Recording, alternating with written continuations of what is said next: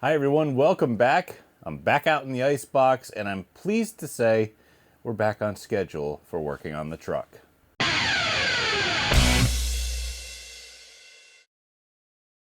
Why are we back on schedule? Well, because of this. It's already up. Oh, there you go. Left and right. There you go. That's pretty good, isn't it? It's functional, all right? It's not perfect, it's functional, and that's all it really needs to be at this point.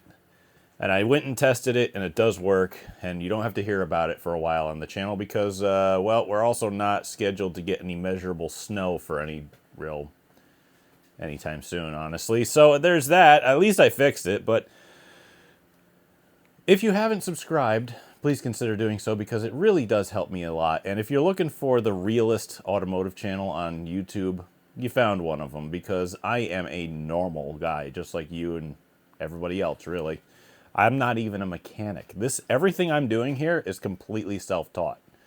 So if you'd like to support the channel in a different way, you can go on over to GleasonBrosRacing.com, get yourself some merch. We have race team merch, which if you're new to the channel, yes, we also have a race team that we race weekly at Stafford Motor Speedway, and we'll go play around with my brother's car.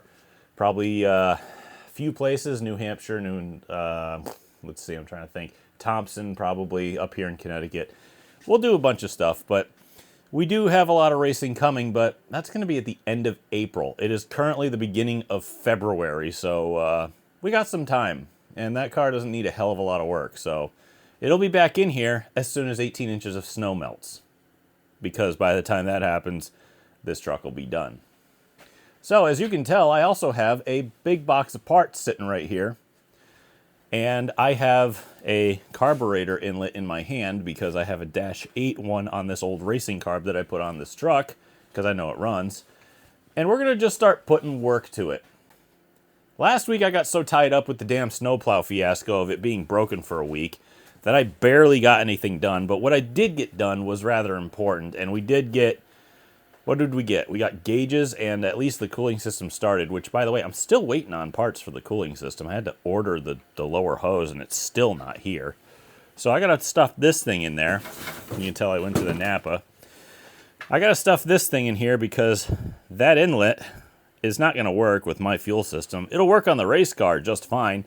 Ain't going to work here. So I got this. I also got some belts to try. By the way, you see this box of stuff here? Not this, I already bought that and forgot to bring it in here. But these two belts, those connector fittings, those two hard lines, and those two quarts of oil. Not a lot of stuff. That was $140. How the hell are we going to get people interested in automotive stuff if they can't even buy that amount of stuff for less than 150 bucks? I mean, come on, dude. That sucks. That really sucks. As soon as he told me the price, I'm like, good God, no wonder Amazon exists. Anyway, what I'm doing with that box of parts is putting the rest of this together, hopefully. I've got this fuel line sitting here because I got that line there that goes to the pump. And hopefully, I might need the heat gun for this, but I got to get this put back into that carb. And I bought some, short lines. By the way, these 8-inch brake lines were $10 a piece.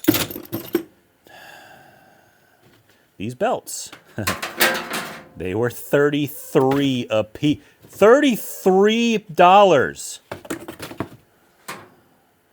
All right, I'll stop complaining now. But anyway, we got to put this fitting on. There, I got to run this line down to the fuel pump. I also have a fuel filter I'm going to be putting in. I think I got it over here. I think it's a Wix 33033. It's a clear plastic fuel pump we'll put in, or fuel filter we'll put in line after the pump. And a bunch of other stuff. And I got some vacuum hose to do the vacuum from the booster to the front of the carb here, or back of the carb at least. And I got way more than I need. By the way, this was like, I don't know how much just 3 feet of hose was. Let me see.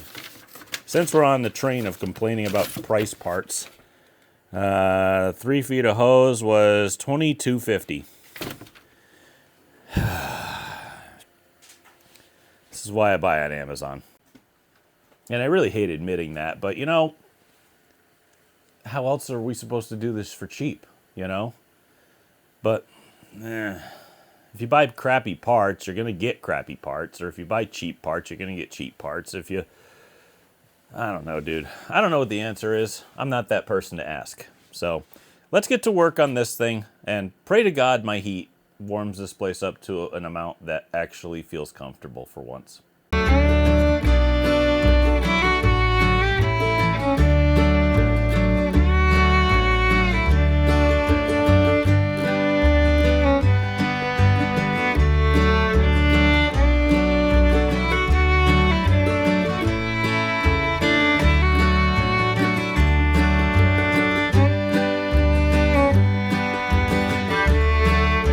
Alright, there's a bunch of progress that we made here, especially me losing the magnet that holds my microphone onto me in a random place that I don't know.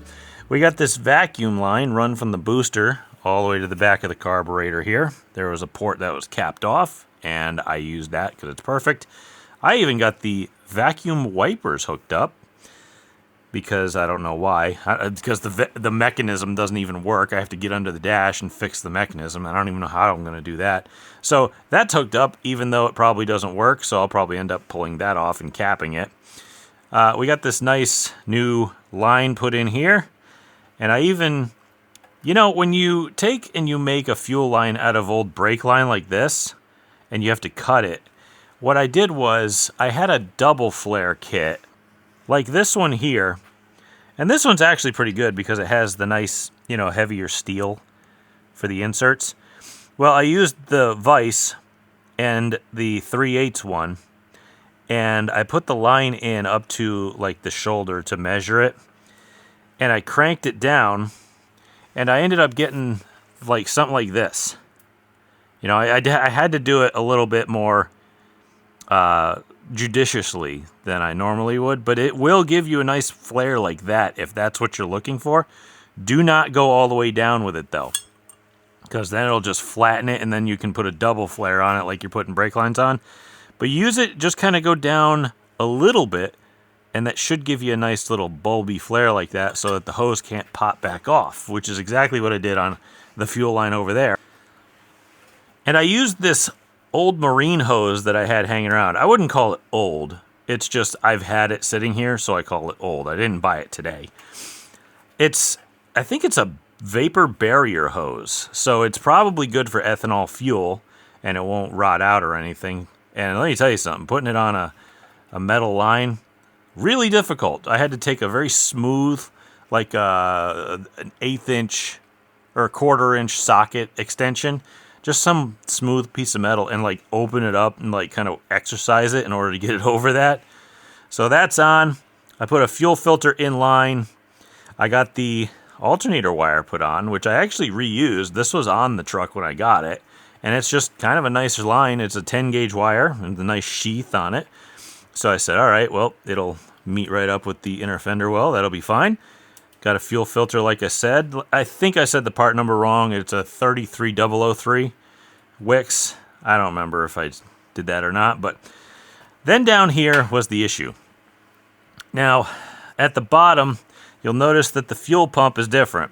Well, the factory pump shot the hose to the carburetor out right here, where it's going to be right in the middle of where the lower radiator hose is going to be. So I had to find my old Chinesium Racing.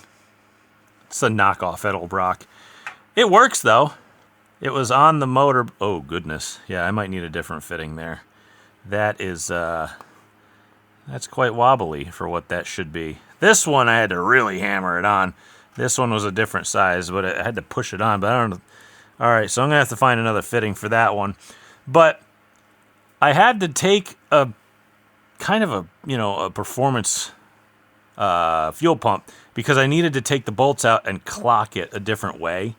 And this hose is kind of stupidly routed up and over, and this one is perfectly fine. And I put the inner fender well in, and it fits. You know, it'll just kind of push it up a little bit. It's not a huge deal, but I needed room for this elbow.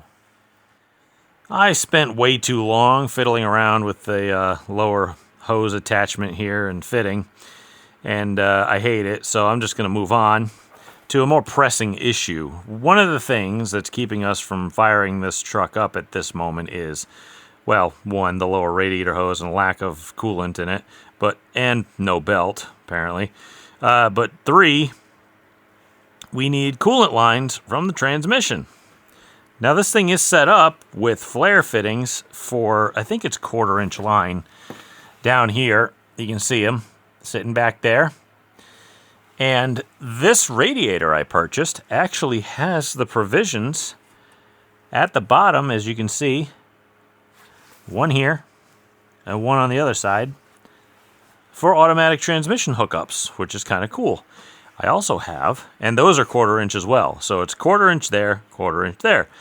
I also have, luckily enough, a spool and a whole big bag of 1/4 inch line and fittings. And since I have the double flare tool out, just sitting here waiting to get knocked over and spread all over the floor with everything else, I might as well start mapping out some lines and start flaring some fittings. What do you think? I mean, it's kind of necessary, and since I don't have the hose in the way, I might as well do it.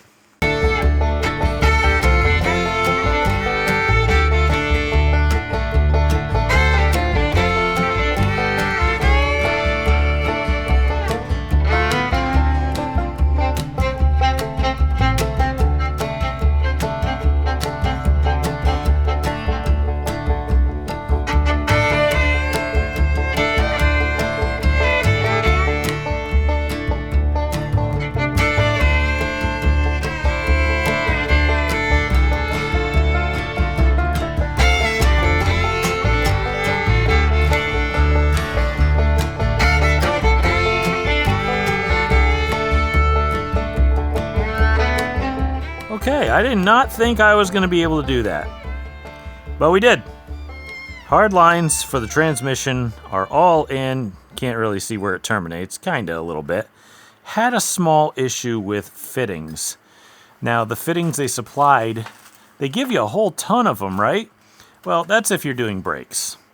Since we're doing coolers, the 1/4 inch line was fine, but they didn't have the bigger sized head, which these kind of require. So what I did was I found other brake line sets. Like, I think I found 2 different 3/16 brake line sets, and I found the right head, but in 3/16 fitting. So I took them over to the bench and I drilled them out to fit 1/4 or 1/4 inch size. And then I used an extra drill bit size higher to flare the edge a little bit. And then I used these really crappy vice style double flare tools, and I gave them all double flares, and they're in. I got to tighten them a little bit, but hey, look, we got transmission cooler lines. Made sure they're out of the way of the lower radiator hose there whenever that decides to show up. And hopefully that will work without me having to go out and put my external oil cooler in, which I had and I was going to do. I was just going to run 2 solid lines, flare the end a little bit, and just slip rubber hose over them, and just rubber hose and hose clamp them up to the front. Now we don't have to. We're done here. We got this in. So that's good. Don't have to worry about that too much, but still kind of iffy on some of these. But we're at the point right now where if we put enough fluid in the transmission and tighten everything down and we get some coolant in the engine, we could fire this thing up, which is actually pretty cool. Well, I mean, you know, we need gas and stuff, but I mean, duh. Okay, I didn't have the cameras rolling, but I don't know, I got a little froggy and inspired, and we got a throttle pedal now. I just got to hook up the throttle return spring. I don't know, man. I got to figure out a kickdown bracket for this thing because the one that they put in it on this, I don't know, it's kind of nice. It's a Mr. Gasket-like setup here, but the kickdown, the hole for it is too small for the one that I have, and that sucks. I really wish I had the right one. Maybe I can finagle it. Maybe I can fix it. Maybe I can get a different one. I don't know, but I need the kickdown to engage, you know, at full throttle because you can feel it kind of move, and then when you get to a certain spot, it's got a little extra, and that's where your kickdown is. And I think it's got to hook up like on the bottom here somewhere. So we'll figure it out. I got to do a little bit more ordering and research and stuff, so I think I'll go inside for tonight. But we got a lot done. I mean, I'm looking at it right now, and aside from bleeding the brakes and hooking up a transmission, like shifter, and putting some fuel in it, I mean, we're only a couple things away from this thing actually being able to run, drive, and move. So we got the fuel hooked up today. We got the transmission cooler lines made and run today. And hell, I even did the throttle. And I even went inside the truck and pushed the pedal down. It works. So as a racer, I'm not the biggest fan of cable throttles, but for, on the street, it's perfectly fine. There's nothing wrong with that. I just won't run it in my race car. So we'll get to looking up some stuff and trying to figure out what I can do for that bracket. And hopefully within the next few days, the lower radiator hose will show up. So I'll keep you guys posted, and I'll see you tomorrow. Okay, next day I have another box of parts after I returned a whole bunch of stuff to Napa. I don't know if they were happy about it, but don't care. I have to get this stuff right somehow. And I also have very important things that came in. Same box, different contents. Got another fan belt here. I got my hose in, and I got a whole gallon of full strength coolant. And I'll tell you what I'm going to do with that in a minute. But when I measured for belts before, I had a really thin tape measure. Something like this. This here Stanley Powerlock 10-footer. It's kind of like a tire tape. You can use it as one. They're way better because they're Stanleys. But I measured it, and I measured it into the very bottom of the pulley. And I came up with a number. I think it was like 36.5 inches or something like that. So I went and got belts that were that, and completely wrong, because apparently when you measure for belts, it says OC. Outside circumference is what I'm guessing. I wasn't told that. That's just what I'm getting at. So I measured the outside ring of the pulley all the way around, and I came up with like 38.5. So I got this belt. And you know what? In real time, I'm going to just test this. Oh. It fits. And there's a hair of adjustment left if you look right there. That is tight, and that's as much adjustment as I have left. So there we go. All right, so what I'm going to do is I'm going to take that belt sleeve and stick that in the truck somewhere so that I remember that that is the number, and I'll probably buy another spare just in case. Now what I'll do is I'll just write on it, it says 51 Chevy truck. That'll be the belt number, and I can do that. It's a good way to know what you have in case you need to find it later. So, or you could just say, hey, it's a 38-inch belt, because that's how they measure them. That's why that part number is the way it is, 38.0. It's because it's 38 and 5/8 OC. They call it a 38. So, I don't know. It's close enough, I guess. I don't know why they don't call it 38.5, but I'm not the one doing this. Oh, I got black RTV as well, so people won't freak out when I use red for everything, even though it's still RTV. This is the hose that we got, and this was suggested by forums and truck forums and stuff. It is a Gates 21064. If you're a Napa guy, it is a Napa, I believe, 7776. But Gates 21064. Got it off Amazon. Now this is going to go up like that. Oh, good, it is 1 3/4 inches, so that's good. And then it's going to go on kind of like that. So basically, we have to figure out how long, because we're going to have to cut it. And I figure if we cut it a little extra, it won't hurt. But it's going to be a little bit of a mess, but it's not going to be too bad. I know it's an old Ford. I think it'll fit better once we get it on there. But I might have to trim the top a hair, because it looks like it's going to kind of go there And then yeah. So there's going to be some trimming to do. But if you're going to trim something like this, because they cost money, make sure you do it in increments. And then you won't go too far.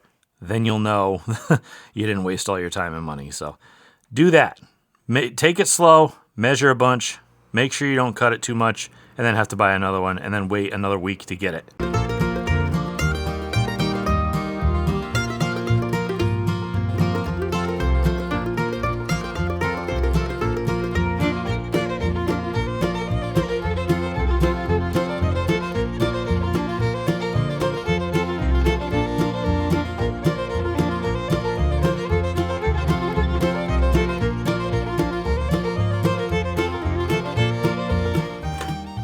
All right, cooling system is put together, and I really hope that all the clamps are tight, because I tightened them pretty good. I guess we'll find out, right? That hose, it was a good idea in theory, but honestly, it worked, but I'm not really going to say that it was the best for that use. I would probably go with something else, but I don't know. Am I pouring full strength into this radiator at this moment? Yes, I am. Why am I doing that? Because it's dry, and it doesn't matter. All right, let's start going. Trust me, I have a plan. If you guys see any leaks, please let me know. I just thought about that, and I don't know how you're going to, but just yell really loud at your screen, okay? All right.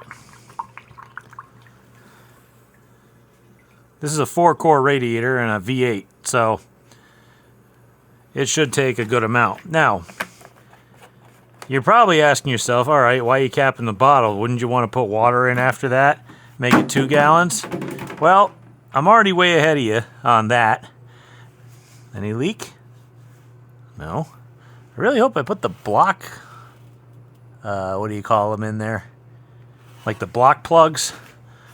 Really hope I put those in, because I thought I tightened those down, but I cannot turn them by finger, and I can't really reach them either. So here's my thought, and you're all going to be really mad about this.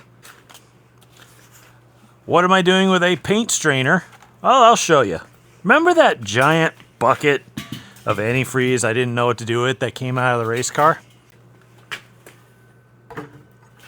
Yes, I'm doing that. Why? Well, because this has distilled water in it and a gallon of antifreeze. It's like 2 gallons of distilled water to 1 gallon of antifreeze. So if I put 1 gallon of full strength in, and then whatever else will fit goes in, that should be fine, right? Wonder if I can do this. I might have to hash this out a little bit better. This could never possibly go wrong, right? Well, let's see what happens. Yeah. I guess I gotta hold it down because the battery's junk on my Temu pump. Now the paint strainer will cycle anything in here that's any particulate. It'll get it out.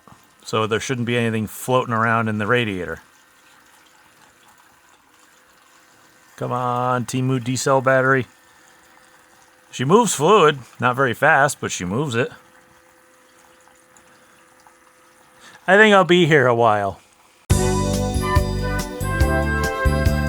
Also, like I said, when I put distilled water in the radiator of the race car and the motor, which is currently in this truck, it was like last year, like the end of last year, and I put this antifreeze in before winter. So all this stuff is fresh. I just figured, you know what? Why don't we just use it? I'm going to be at this the rest of my life, so I'll come back to you. The bucket fell. It only got in my electrical tools box and my socket drawer and in my face, and the suit's pretty good. Shoes got it. Hands are covered in it. Hopefully it's not so bad in your eyes, because it might have gotten a little in there too. Probably should go flush that out. But check it out. Paint strainer stopped any little dust and garbage. And she's full for now, until we have to burp it. I did find one little leak. This clamp over here, apparently the hose had slid off and I had clamped it on. It had a little bit of a leak there, so I actually was bottoming out the clamp. So I got rid of the clamp, put another one on, and it doesn't seem to be dripping now. That could change under pressure. We will see. But for now, I'm not seeing any drips. No drips, no leaks. That better not leak. There's so much goop in there I could choke a horse with it. But, yeah, that's not going to evaporate because it's antifreeze, huh? Oh, well. I'm still looking for leaks, and I'm not seeing any. I don't see any out of the water pump, and I did put gaskets on that, as well as red RTV, just because that's the only RTV I had until I bought the right stuff. Looking around more, I don't see any. I'll probably reach down in here and see if I can't figure out if you know what, this is probably a lot more accessible underneath. Ooh, it feels kind of goopy, actually. Well, I probably should, I don't even know if I don't think that's antifreeze. Okay, well, I'll get under there with a wrench and make sure that the block plugs are tight anyway, just to be safe. But for now, she's got coolant in it. We're almost ready to fire this thing. All right, I am super glad I went under there and tightened those because, yeah, the block plugs were not tight. They were in, and they weren't leaking. But how long do you trust that? They were not tight. Whew! All right, I'm glad I did that. All right, so the belt's in and on and tight. You know, I probably could go with the next size down, but we can keep that in mind for later. Fuel system's in. Coolant's in. Is she still drippy? I don't know, that's all residual. It doesn't feel like there's any drips there. Yeah, clean my fingers off in the rag in the car. That's a brilliant idea. Anyway, she's still up at the top. Yep. I have not seen a leak out of it yet. I might try to fire this thing tomorrow. Why? Well, we need to know if it runs, and we might let her heat up and see if the thermostat pops and we can fill the rest of it up. I might have some more coolant hanging on. Nope, I don't. I might have to go get a bottle of premix just to top it off and just to have around just in case. But we're at the stage right now where this thing might fire. And if we get it to fire, we're going to check the transmission fluid. Now again, it is a little ways away from actually driving because we don't have seats and we don't have the shifter hooked up. But that could be done in one afternoon. So, and we also got to bleed brakes. We got to put a sway bar on. We got to do the body. Don't matter right now. I don't care about any of that. Tomorrow we might try to fire this thing up, and I'm excited about that. But I got to go do a podcast, which, by the way, if nobody knows, I do 2 podcasts. Not safe for work. I do swear a lot in them because I'm from New England, and everybody else does as well. I do a racing opinion-based news show. We're not journalists or anything, but we just kind of mess around. It's the Making Laps podcast. I've been doing that for like 6-7 years. I think this is our 7th season. And we also do one called Race Cars and Jail Bars, which is a true crime motorsports podcast, which we're wrapping up the 3rd season this weekend, actually tonight. And I got to go inside and do that real quick. So if you guys want to check them out, feel free. Not like it's a huge deal or anything. We don't get a lot of listens, but we do it for the fun of it. And that's exactly why you should do things, for the fun of it. And I might go get 5 gallons of gas and see you tomorrow. So it's the next day, and I'm just about to get in the shop, and I open the door, and I see stuff on the floor, right? So I'm like, that's weird. That wasn't on the floor before. And then there's something else on the floor. And there's more stuff on the floor. And I look up, and the stuff that's supposed to be up here is all hanging off. Remember my fan, my expensive fan? That's there now. And there's a lot of, like, wood chunks and stuff all over it. Like, what happened in my shop? Why is all this stuff... I can't blame the whole shop on all of this, but what the hell happened? Man. Well, my third place point trophy from 16.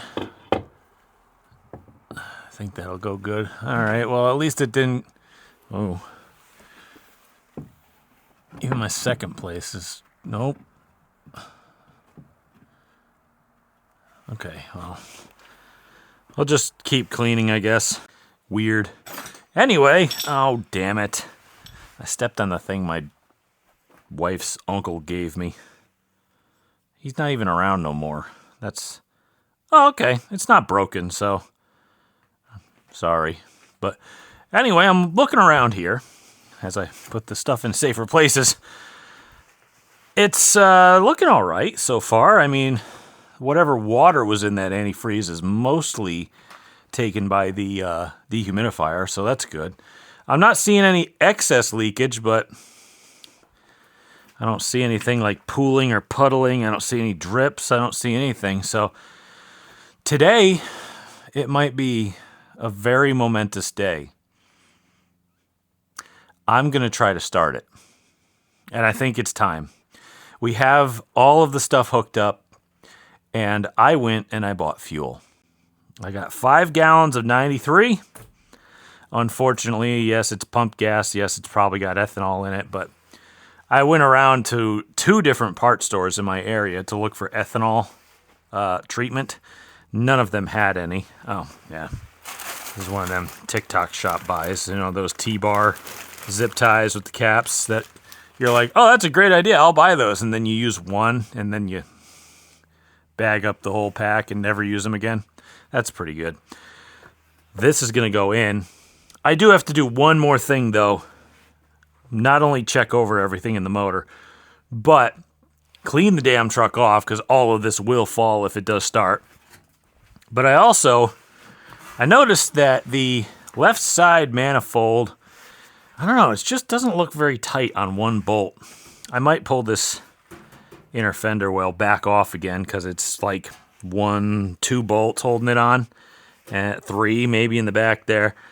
So these are just kind of take off as necessary, but I'm going to have to get a couple rags, which I bought a whole nother box of rags. Anytime I go somewhere, auto parts store, hardware store like Menards, Lowe's, Home Depot, you name it, whatever yours is, I buy. We don't have a Menards around here. I'm just trying to be inclusive for everybody. I just grab a box of them because I go through them. But I got to find a way to tighten that up because I can see it's open. It's going to leak. I don't want it leaking. And I don't want to burn the gasket out. We also have to put a throttle return spring on it, but that's kind of the least of my problems right now. As long as it returns, we'll be all right. But I'm going to clean a little bit more because this place is just a little bit far too blown out at the moment. And then I'm going to get back to seeing what we can do about maybe, just maybe, getting this thing to run. Whew. So, I forgot what pump gas smells like. It ain't good. Oop, there goes my nozzle. I bought one of these Terra pumps or whatever you want to call them off Amazon. I don't know, maybe it's just the old man in me doing this, but when you're trying to pour most, or at least if it's mostly full can of gas, it kind of stinks to try to do it. How long are the threads? But once you get it down further, it gets a little bit easier. But we're going to try this pump out. And, well, that was quick. All right. We're also going to try out the fuel level sensor and make sure there's no leaks. Leaks would be real bad, even though everything is AN fittings, and I don't want to bump it. It's going to fall out if I do. Then I'm going to have to be Johnny Quick on the old off button. But she's going. I also have rechargeable lithium AA batteries that I use in pretty much everything. God, they save me a lot of money. I'm going to get this filled up. Then we're going to hook the battery back up. And we're going to turn the key and see what the needle says. Because if that actually reads Even though I'm putting 5 gallons in a 15-gallon tank, it should read something. And I really hope it does, because that would make me very, very happy. So, let's try. Oh, please let this work.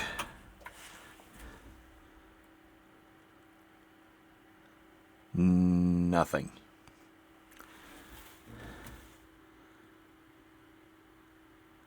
Maybe it's stuck. That sucks. Like I said, you'd think that 5 gallons of gas in a 15-gallon tank would make it work. I'll go hammer on it a couple times. I think I'll give it a little bit of grace, because I just took a look with a flashlight inside, and I noticed that the level of fuel is just above the foam, and that's right where the float kind of arm for the level reader, the sending unit, starts to read. So maybe I got to put more in it, because it doesn't look like, because they don't want it to be down in the foam. And if your fuel level is at 0 and it still has some in the tank, at least it'll give you a chance to get to a gas station, which is smart. I mean, I like that, but I should have bought 10 gallons if I really wanted to test it. So maybe we'll do that in the future. But for now, I'm going to take one last look at this whole thing, and we might start trying to turn it over to get gas and maybe fire it up. So what I'm going to do now is actually check to see if there's power going into the plug for the distributor, which I have to turn the key on still. But I got this cheap little voltmeter, which actually does work. So let me go turn the key and see what happens. Okay. Oh, I forgot it starts. I hope our ground is good. Oh, I had a flash there. Oh, 12. Oh, 12 and a half. We got power to the ignition. I didn't think that ground would work. Now let's hook it back up and see if we can't get some fuel up into the carburetor and clean a bunch of this other crap out. Now what I'm wondering is, do I just turn the thing over until it gets fuel? Because it's a bottom sump fuel cell. So the fuel's it's already at the bottom, so it's already going to be feeding. And hopefully it won't be too long, or it won't take too long to pull. I know the fuel pump works, because that's the one I had on the engine when it was in my race car.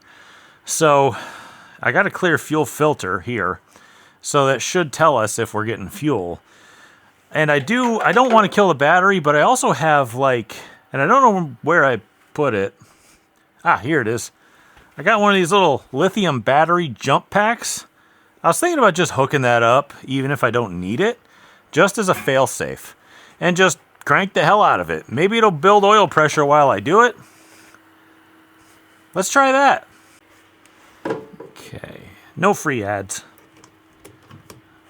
You know what's funny is I actually used this little 15 amp guy on my, there it is, on my plow truck, because it's got a weak battery. I don't think we really need that on, well, I guess it wants to be on boost mode. Let's give her a shot and turn it over until we see something. Maybe, I don't know, maybe the oil pressure gauge will work too. That would be really nice. Contact.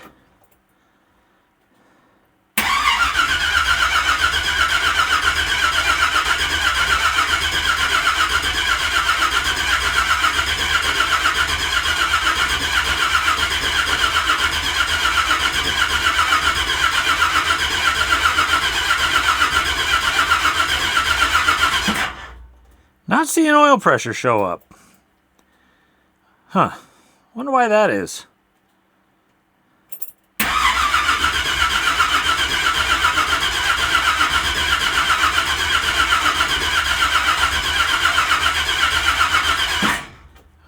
Alright, I guess we'll go check the fuel, see if that showed up yet. Oh, why yes it has. Hello, fuel. Are you leaking? Please don't leak. I don't want that. Do we have any up here? Oh! Oh boy. We have fuel. I just poured some down the carburetor. Oh boy. All right, let's try it again. I really should be optimistic and like open the door. Then again, I'd probably freeze. Okay, I got my foot on the throttle. Let's try it.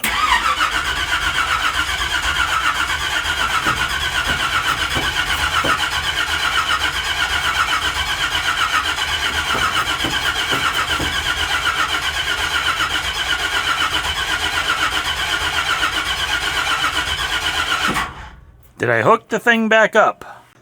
No. Sure would be good if we had power going to the distributor if we were trying to fire it up, huh? Good grief, that thing's probably flooded now. Okay.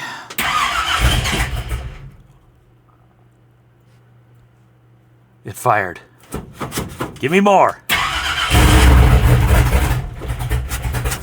Oh, she's a cold-blooded beast.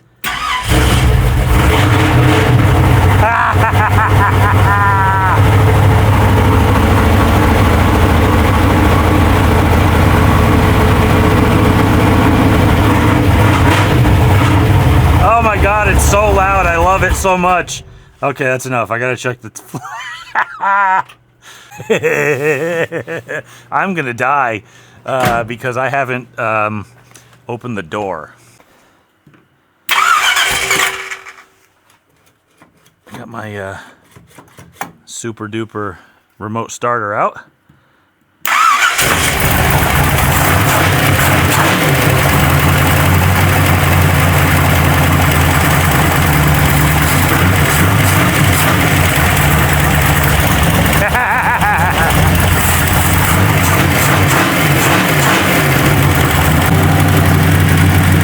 Smells like fresh exhaust.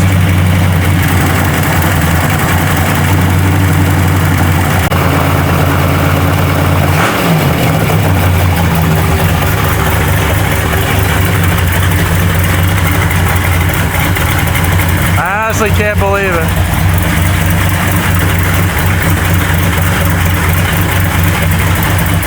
We're so gonna get pulled over for the exhaust, but it's gonna be perfect.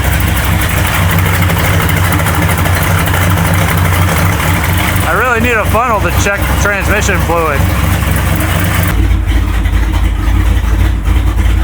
Everything reads pretty good except for fuel level. Water temp's working, oil pressure's working, voltage is definitely working. Fuel level, well, it's not zero. This thing is so loud, I love it so much. Hang on, I gotta do it.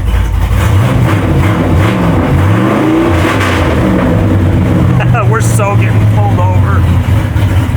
I am so giddy from 30 years of this thing sitting around doing absolutely nothing. Or it's the carbon monoxide. That's probably what I should probably get out, but I don't know. I'm in the epicenter. I should turn my fan on. There is one small problem though. I've found a leak. And it's a transmission leak. It is right here around this guy. It is leaking out of that. And I don't know why. I put all new gaskets and seals in it. I don't know. I might have to figure something out for that. But I'm not seeing a single drip of pretty much anything anywhere around here. I'm looking. And I did get it up to temp. It didn't come up all the way because I didn't quite get it all the way up to temp. But, you know, I put a thermostat in it. But, ooh, it smells like hot exhaust, though. I'll tell you that. But I dumped about another whole thing of ATF in it so I wouldn't burn the pump up. So there's about 8 quarts of ATF in it right now. At least now I know it's still a little low. It probably takes about 10 or 11. But right now, at least, it won't burn the pump up. But we got to figure something out for that little issue. Even if it is just kind of let her sit for a minute and then seal it off with black RTV. But guys, how do I express to you the feeling of having this thing running after it sat for 30 years in my dad's garage and he never got it to this point? This is the point that he wanted to get it to. He wanted this thing running and driving. And I bet you if I had a shifter in it, I bet you it would drive. It would leak transmission fluid all over the place right now, but I bet you it would drive.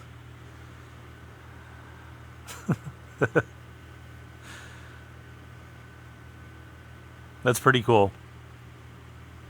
I gotta make sure I turn the key off. Key off. All right, guys, I took a couple minutes and gooped over that plug. I actually pulled the entire cap off of it and cleaned it all out and gooped the inside end out to make sure that there was a seam and that everything hopefully is sealed up. At this point, as long as the damn thing doesn't leak, I'll be fine with it. Hopefully there's nothing wrong with it. I did put enough fluid in it, and when I pulled that cover off, not a lot came out. It's like a splash in the pan, so who cares? But I'm just kind of looking the thing over for leaks, and that was the only one I had. That's it. I didn't find a single leak on the transmission lines. I didn't find a leak in the coolant system. I didn't have a leak in the fuel system. That was it. There has to be one. There's always one. And I guarantee you there's something like, I'll have to look later, but we still have a lot to do. I have to put a kick down on it. I have to put the shifter in. I have to put the seat in. I have to get the ride height set. I have to bleed the brakes. We got to put the body on. We got to wire the lights. But boy, having it run and all the systems work like that, that's huge. That is huge. Man, a little peek behind the curtain here, but it's been like an hour and a half since that happened. And I've been standing here just trying to kind of gather myself after hearing that thing run. And 30 years of seeing this thing hang around at my father's shop and seeing it never move and never come to fruition, and seeing it now sitting in my shop now. And a lot of emotion kind of hit me at once, and I had to take at least an hour to kind of chill out from that. And it's pretty cool, though. You know, I'm trying to think about it a little bit more on a wider spectrum, right? And pretty damn cool. Pretty damn cool. So I think on that note, I'm just going to kind of cut it for tonight. I didn't get a lot done, but you know what? That was a lot. That gives us a lot of hope. Especially when everything worked. So, all right. We're still a long way from being done. This is a great thing, but we still got to finish it. So I'm going to work on, you know what? I'm probably going to work on shifter and interior tomorrow. So I'll see you then. All right, it is the next day. And after that momentous occasion that yesterday was, it's back to work. We got everything out of our system. And I'm making a couple of very minor observations and some plans. For starters, I need more transmission fluid. I don't know where it all went. I put about 8 quarts in it, right? And you'd think that if the truck was off, you'd be able to register some on the dipstick. Well, there ain't none there. So when I poured 4 quarts in it, there was some on it. But then, you know, you got to start it and get it up into the torque converter and all that stuff. So I did, and I put an extra jug in it. So now there's 8 quarts in it. And a Turbo 350 takes about 10 to 11 quarts. So you'd think it would at least register. Nope. So I guess I'll have to buy another jug of that. At least I use the cheap stuff, which, well, not cheap. I mean, it is at least a name brand.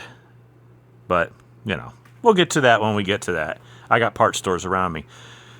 Main focus is not going to be in here right now. Even though there's a few things that probably need to be done, like a fan. And I want to hook up, because I put a temperature sensor here, I want to hook the fan up to a relay, but I don't know how to do that. I got to look up some instructions. I have a kit to do it, but I'm going to have to look that up. But no, what I really want to do right now is get inside here and put the seats in, or at least start figuring out how to put the seats in.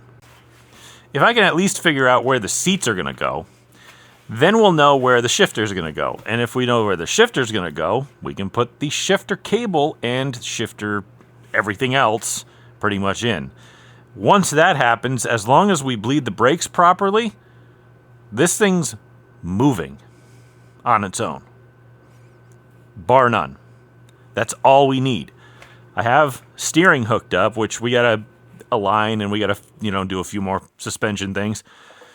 We got the throttle hooked up. The brakes are all hooked up, which I got to go through and tighten a bunch of fittings because they were all brand new. I flared all of them, so I go back through and give them another tighten and stuff like that. But everything is done except for the shifter and the seat. So I'm going to start there. Now what I have here in this tight area that I can barely get through is, I think if you've been around for a minute, you've noticed when I took this thing home, it is essentially a 60/40 bench out of a 1990 Chevy 1500, K1500 or whatever you want to call it. An OBS Chevy truck. Of course it's used, but it's really not in bad shape. Like, this is faded, but kind of nice. I mean, I ran a vacuum over it, a small cigarette burn. That we know who that was. It came out of an old MCI work truck. That'll send you back a few decades, won't it? Hearing that. Yeah, telephone, actual MCI telephone. I don't know, forget it. The younger viewers have no idea. But it's on adjustable tracks. Now, what I'm kind of hoping is that we set this track as far forward as we can on both ends, right? I want to try to get the tracks as far forward as we can, which means the seat would be back, but there's not exactly a lot of room in the cabin either.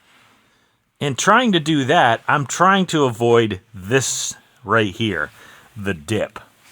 I would love for the seat to bolt through the flattest portions of the truck. That way, when it comes to putting in the middle part of it, and by that I mean the driver's seat on the 60/40 has equal legs because it's in the same floorboard inside of where the transmission hump would be.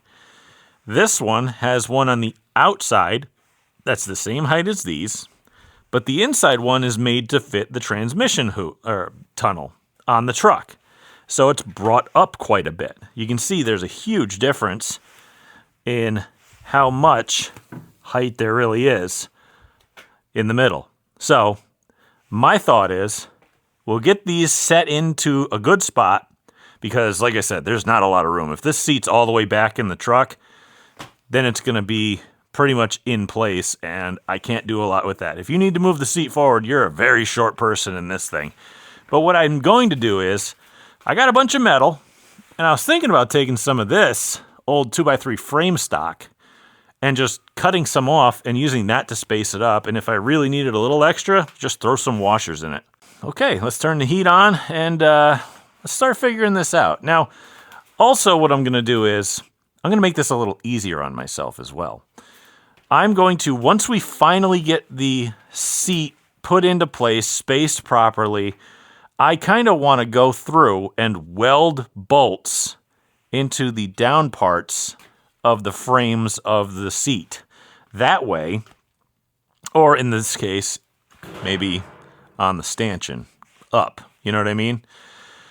That way, I can do this myself. Like, I can get some nylock nuts and some big-ass washers, stick them under the floor, and just hit it with a gun, and there we go. We can put the seats in ourselves instead of having to contract somebody else to come in here and hold a wrench. So, oh man, if you have a garage like mine and you run a dehumidifier, great, nothing's rusty in here. But golly, it's cold. All right, I gotta throw the heat on. Well, this is where we are now.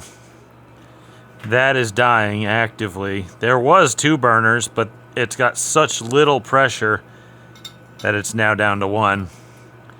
I've got a quartz heater, which will kill my electric bill. And if you live anywhere near Connecticut, you know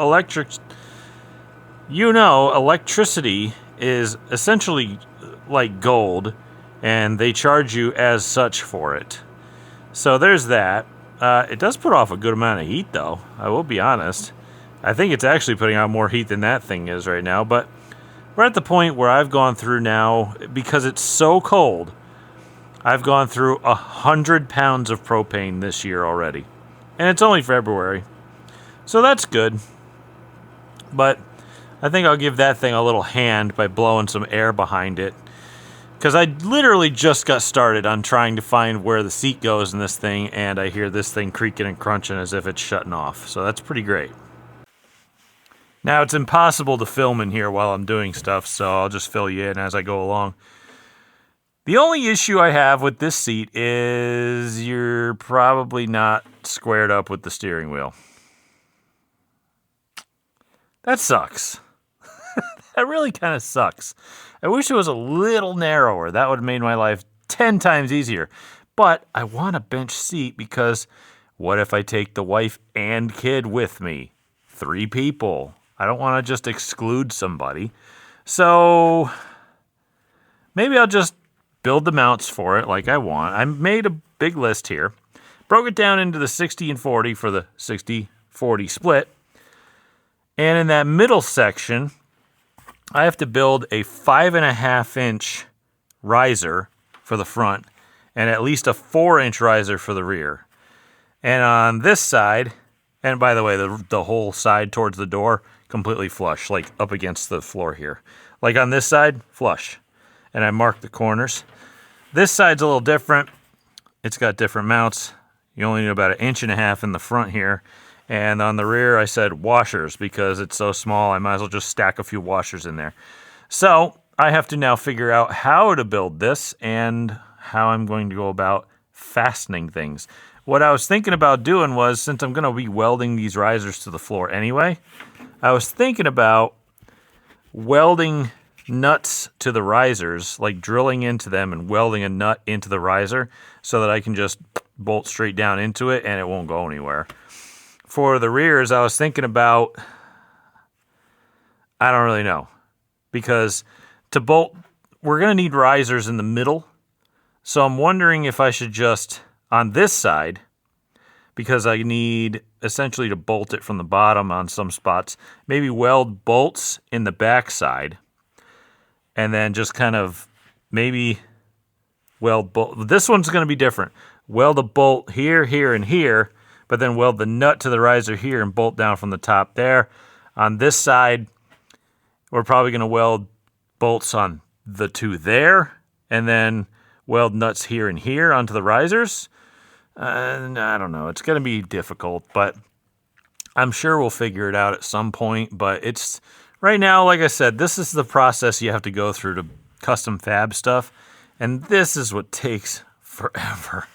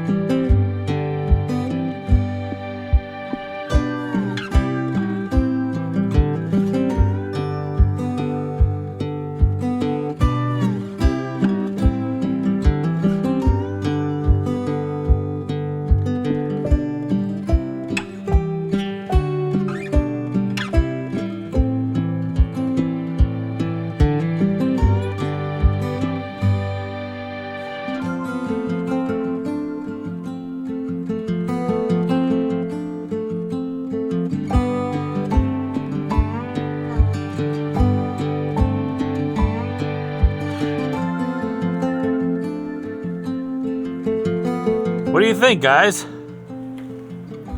I sat in them. They're actually pretty comfy. I like them quite a bit. The driving position isn't even really that bad. I'm kind of tall. I'm about 6'2". And I can adjust these pedals down, especially the brake pedal. But boy, I got to get through the brake system real bad because I'm pushing the brake pedal down and it just goes straight through. I'm like, uh-oh. So we got to figure something out there. These are not bolted down, by the way. I have not bolted them down yet, but they are kind of bolted down because I bolted down the stanchions that I put them on, because I welded a nut into the end of the stanchions and then just kind of welded that straight to the floor. And I don't know, I'm shaking them around. They seem pretty good. And you know what? Look at how level they came out. I almost look like I know what I'm doing. And I think, correct me if I'm wrong, but they even move a little bit. I didn't put them all the way back the way that they could go back because I want the seat belt mount down here to wrap around like properly. So I'm going to do that as well. But I do need to have them be removable. So, also, by the way, the shifter, this guy, I was thinking about putting him on a platform. And yeah, I know it's kind of ugly. I was thinking about just kind of spritzing it with some paint. But I want it to be kind of up here so that you can reach it a lot easier. And when you go through the gears, it's going to go everywhere without hitting anything. And who wants to lean over to put the thing in gear anyway? So I'm going to think about that, but I think I'm going to think about that tomorrow. It's really cold in here. Like, I had to go inside and put my boots on because I'm freezing. But that's a lot of progress. That's a lot of work, to be honest with you. That is a lot of work that we just got done. Because we had to figure out everything that went into putting that seat in, finding the right heights, drilling all the holes, welding in nuts and bolts and all sorts of stuff. That was a process. So I'm actually quite proud of that. I don't know if I'll be back tomorrow. I really don't. And I don't know how I got all this dirt on my face, but I guess we'll figure that out later. So if I don't come back tomorrow, I'll close it up. But if I do, then we're going to start working on the shifter. But I'll see you then. All right, guys. So clearly I'm not in the garage. I'm in my office. Because last night we were supposed to get about 1 to 3 inches of snow. Turned out to be 8 to 10 inches. But only where we live, apparently. So I spent the entire day trying to get through work and then went home and sat in my snowplow until about an hour ago. So won't be working on the truck today. So that's it for this video. Thank you guys again for tuning in and for hanging out with me. I greatly appreciate every single one of you, by the way. If you haven't subscribed yet, please consider doing so because it really does help with the algorithm with YouTube and Google, its parent company. And as much as you can share, as much as you can subscribe, as much as you can help, that helps a ton, especially with ad revenue and reach and stuff like that. I'm not doing this for fame. I'm just trying to build a community of people who aren't afraid to get their hands dirty by themselves. And I've said it many times, I'm not a mechanic, but you know, if you like this hobby and you like racing or working on cars or, you know, building stuff, you can do it too. There's nothing stopping you except for maybe budget, but even that we can kind of get around. Either way, if you want to help the channel in a much more direct way, you can go to GleasonBrosRacing.com. You can go to the merch store tab and get t-shirts, which I thought I had one on, but I don't. We have t-shirts, hats. We have, I think I'm going to add a few more things as well. Koozies, tumblers, stickers. We have all sorts of stuff over there. GleasonBrosRacing.com. That's a direct way to help out besides subscribing. Next week, we'll just keep doing what we're doing because we're nearing the end. And I'm just not nearing the end of the snow. I wish I could show you how much we got, but it is so much that I can't even get in my garage without a snowblower. April's not coming soon enough. So until then, or at least next week, thank you guys for watching. I greatly appreciate it.